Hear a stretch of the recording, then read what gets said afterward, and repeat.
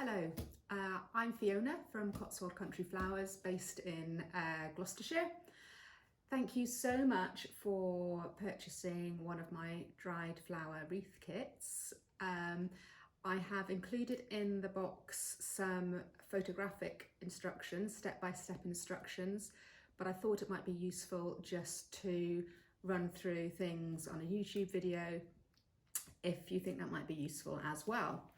So included in your kit, you should have, or you will have, a ribbon for hanging your wreath up with.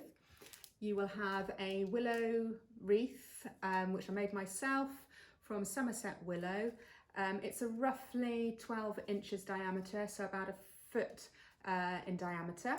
You'll also have a handful of raffia, which we'll be using to bind our stems on with, and you'll also have an ample selection of dried flowers that you'll be using to decorate your wreath. The selection of flowers will be completely different in each box, but I can assure you that there will be ample, and your finished product, everybody's will be completely unique. This is one I made some time ago, a few weeks ago, and that's got a selection of some of the ingredients that I've got just over here as well. So here we go, I'm going to run through the step-by-step guide, and I hope you have fun and enjoy your wreath. So the first thing to do is to tie on a length of raffia. So I've got one of my lengths of raffia here, which is really strong. I've just tied a little double knot. I decided where I wanted the top of my wreath to be. And also you should be able to see which is the back and which is the front. The back has got all the butt ends of the willow at the back, so it doesn't look so pretty, and it's just nice and neat at the front. So I've decided what the front is and what the back is. I've decided where the top of my wreath is going to be, so I've just picked out quite a nice section there that I like. And then I'm going to start with the sea lavender. So this provides a really nice base for my dried willow wreath. You will have ample stems in your pack. I like to leave a little bit of the willow exposed, but I'm going to plan to do maybe sort of about a good 3/4 of my willow wreath is going to be covered in the dried flower ingredients. Now, the longer that you cut these or leave these bits of sea lavender, the bigger your wreath is going to be. So if you cut them really short, you're going to end up with a nice little compact, neat and tidy wreath. If you leave them longer, it'll just be a little bit more rustic, a bit more sticky outy. It just depends what your personal style is. But the important thing is to try and be fairly consistent with your lengths of your sea lavender. So you don't want one really long like that and one short or one even shorter than that. So try and keep them consistent. And it might mean that you want to trim them up a little bit. So I'm going to maybe go for ones this long in this particular wreath. So it doesn't have to be exact, but I'm going to be quite clever with the way I cut my individual bits of sea lavender. So that long bit there, if I just cut it neatly just above one of those stems, I now have 2 more stems which look completely natural, and maybe just going to cut a little bit there, and I'm just going to get a little pile that are roughly the same. Just do a couple more for my demonstration, and then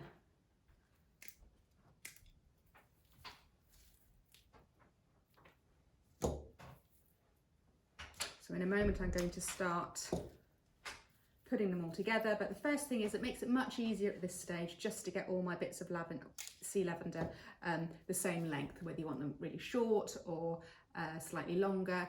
Make yourself a nice little pile all the same length. Okay, so I've got my sea lavender all trimmed roughly the same length. Then I'm ready to start popping them on my wreath.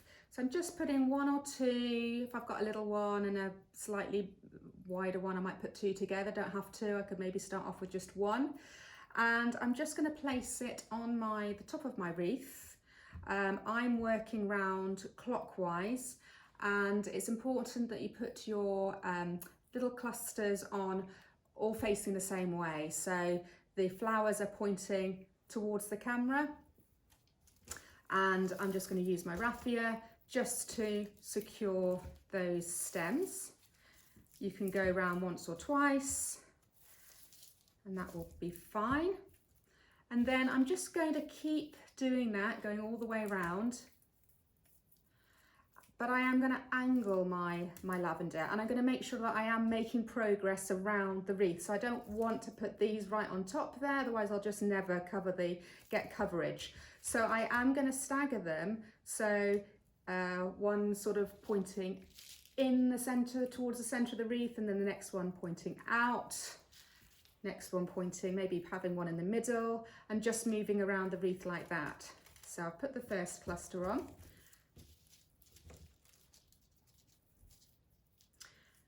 And this sea lavender was about the only thing in your kit that I didn't grow myself. I dried it. It is British sea lavender. I bought it fresh and then I did dry it in my barn. So that bit was going out. This next little cluster is going to just point in. These stems, I can deal with those if there's any sticking out towards the end. I can either deal with those as I'm going along, or I can do them right at the end. I can just trim them up, give them a bit of a haircut. I might go around a couple of times with the raffia just there. And that one's just going to go out.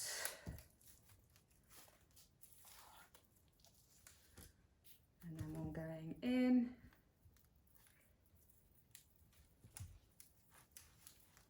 And the raffia is going to be used to slot in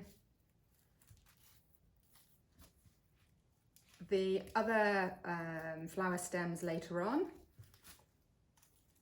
So this is just a good coverage, and I'm keeping it quite tight, which is why it's quite useful to go around a couple of times. When you come to the end of your first piece of raffia, just simply take another piece and just knot it on.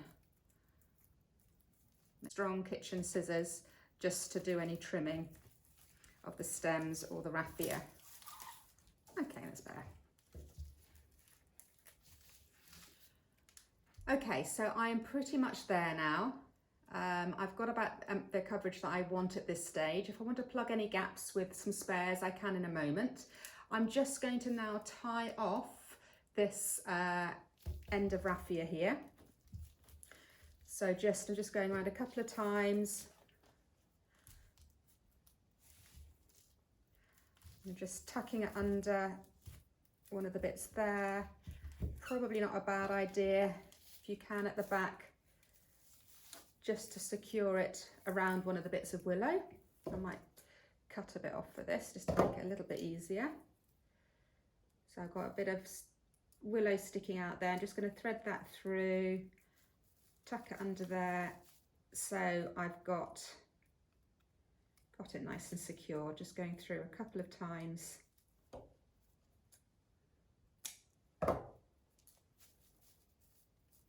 Okay, so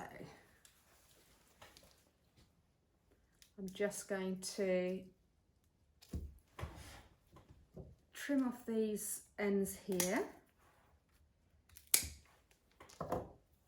and actually because we were working in this direction, so all my stems are pointing this way, I'm just going to tidy up the ends here just to sort of disguise the stems that are left there. And now I've got that base of raffia, it just makes it quite easy to do that. And don't worry too much about bits that are sticking up a little bit too much. Don't worry about that too much, because by the time we get the other flowers in there, that'll all be disguised. So there's my base pretty much done there. And now we're onto the fun bit, which is putting in the flowers. So in your kit, you will have some honesty, and we can make the honesty look a lot more special than it does when it's in your kit, so don't be underwhelmed. Each seed pod consists of 3 thin sheets. It's got a kind of a protective layer on each side of the seeds to protect the seeds, and that's what we're going to peel off. So it's got a little sort of tail on the top there. If you just gently pull that, you have to be relatively careful. So we're going to peel off one side, and then if we bend it the other way, very carefully peel off the other side, and then the seeds will pop out then as well. And then we're left with this beautiful translucent seed pod there. So just takes a little moment just to take those off. You might want to cut them to size first, or you might want to peel them first, see what you've got left with, because some of them they are quite fragile when you're peeling them anyway, and you might want to just see what you're left with in case you lose a couple, and then cut them to size. So I just got one more left on this one, a couple more left on this. Very therapeutic to do this. I've got a lot of them to do. I'll sit in front of the television, in front of the fire, and peel my honesty, or even better, get a gang of friends around under normal circumstances. Right, that one's a bit broken, so I think I'm going to leave that one. I'm just going to trim that one off. So now I've got this beautiful seed pod. So we've gone from that to that. So I'm just going to do the rest of them now. Peeled my honesty. So here it is, looking lovely. And these are the discards, basically. I'm sure somebody inventive could do something lovely with these kind of leftovers. And then these little black things are obviously the seeds, the honesty seeds. That's the honesty done. So now we are ready just to use all the other material that you've got in your kit just to decorate the rest of your wreath with. So for example, I've got some statice here. So you might just want to cut a few bits to size. And remember to work the same way that you're working with your sea lavender. So in my case, I've got all my flower heads pointing towards the camera. So I'm going to be making sure that I'm going to be working like that all the way around. It just finishes it off. We just need to do a little bit of faffing around at the stem's end just to tidy that up a little bit. So then it's just a case of using your raffia as your base. You've got your raffia there, you've got your sea lavender stems, and then the rest of your flowers can just be poked in between. I tend to like to have a little cluster of things together rather than it looking too bitty, but then it's just entirely up to you how you do it. So just to bring a little bit of colour in. And you don't have to do all your statice, let's say, first. You can do it completely randomly and work your way around. It's just a case of having a little bit of fun, really. A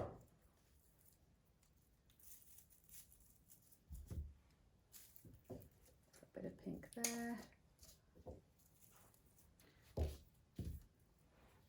It's not forgetting about doing the inside of your wreath as well.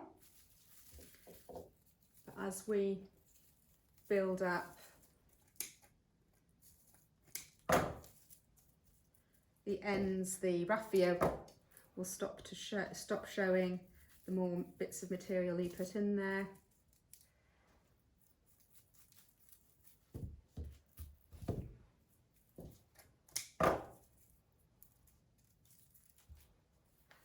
just have a good look at it every now and again just to see what it looks like.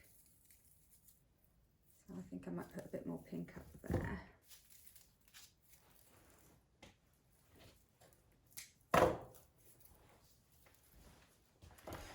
So I'm going to put some eryngium in now. This can be a little bit prickly. Luckily I've got asbestos fingers. So remembering to always be putting them in the same direction. I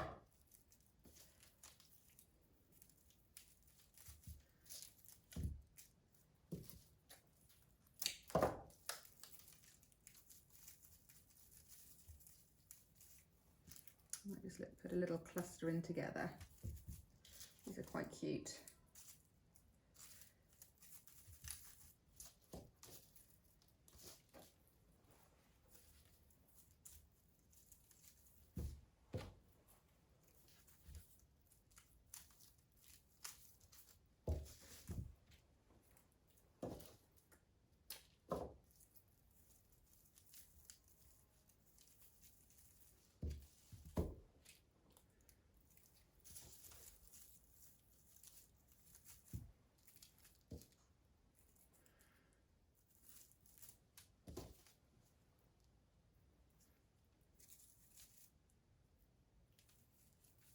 Okay, so it's starting to take shape now.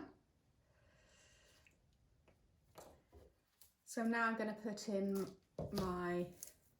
these little beauties here. Xeranthemum, I'm not sure how you pronounce them, which is why I'm hesitating, but they're rather cute. I did grow these, and a little cluster I think would look really, really nice. So in they go, maybe down there a bit. It's just a question of, and the colours here, I mean, they should last for quite a few months. It just depends where you put it. If you put it somewhere really bright, it's a bit like your furniture or your carpet, it is going to be a bit more prone to fading with time, but that doesn't matter. It's not designed to last forever, but what will last a long time is your wreath.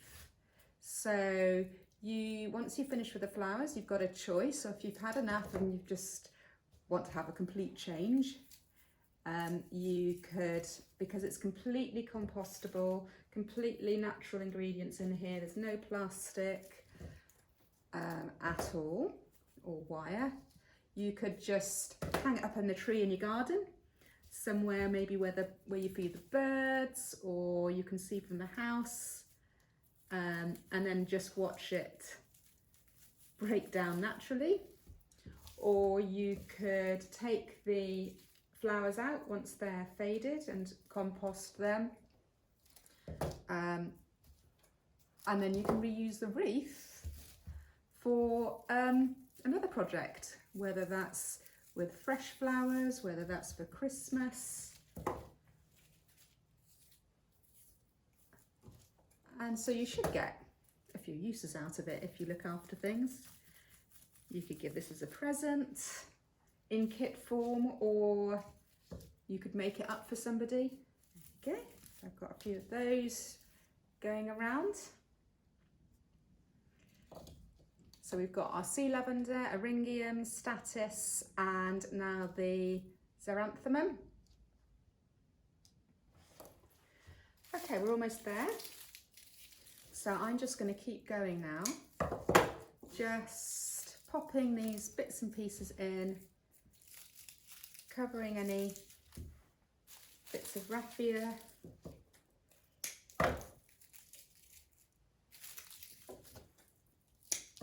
Don't want to cut the stems too short because they need to be able to feed in underneath the raffia. And remember to just put it on the top, but to remember about the sides, the outside and the inside. The more material that you put in, the more everything seems to knot together anyway.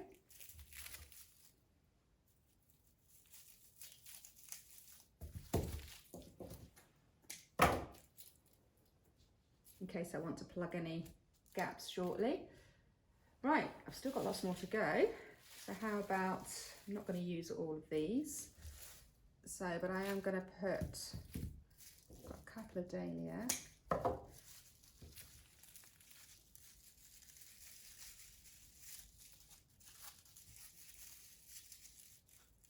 So what I mustn't forget about is making sure that I don't forget to tidy up these ends here. So remember, most of these, the stems are, because I've been putting the flowers that way. So the flowers are pointing that way, pointing that way, pointing that way. The stems at this end are going to be pointing towards me. So I just need to be aware of that and use one or two of the things that I've got at the end just to make sure that it covers some of those stems up and just looks a little bit better. Oh gosh, I've still got my ping pong scabious here, so I quite like using seed heads again. 2 or 3 together I think might look a little bit more effective. We'll see. I am, as I said, getting to the stage now. It's getting quite full now. Okay, so it's really starting to take shape now. We're pretty much there. I think I've been saying that for the last few minutes, but I have still got some ping pong scabious I can pop in there. I've got some, and I've got the honesty to pop in there as well. So just doing the finishing touches now.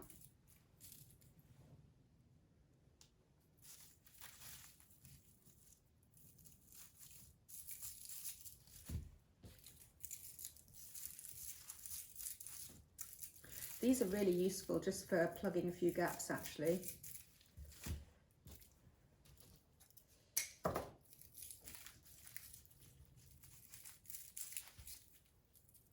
So cute, these little things are.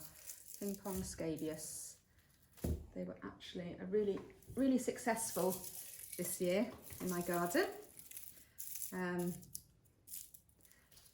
For some reason, I haven't had much success in the past with them.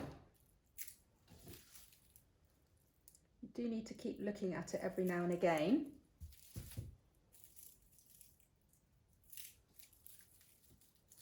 Just to check that you've got pretty good and even coverage. Sometimes it helps to have somebody else to look at it, just to say, where can you see the gaps? Oh, I would quite like to get some of the Ami Majus in there if I can. This gives a little bit of structure. Two of them are quite big.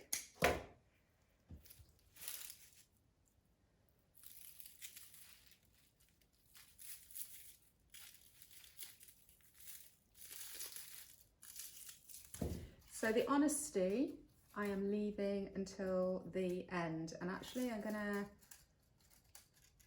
don't really want it too big. I'm just going to use some, even just one little thing could be just enough to make a difference.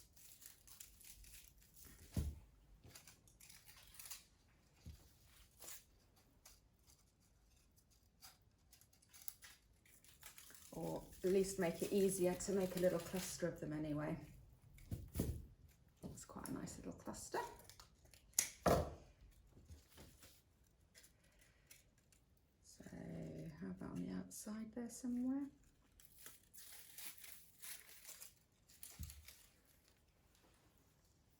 Okay, I am pretty happy with that. So the last thing to do is to just put the ribbon on.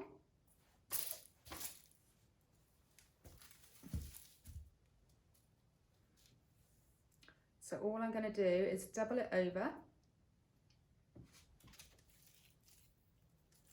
and then loop it all the way around until it gets to the top. You might have a ribbon of your own that you prefer to use. So I can either tie that in a little knot so it can hang on something. I'll leave you to sort out the best way that you'd like to hang it on your door. Yeah, but there we have it. Rather cute little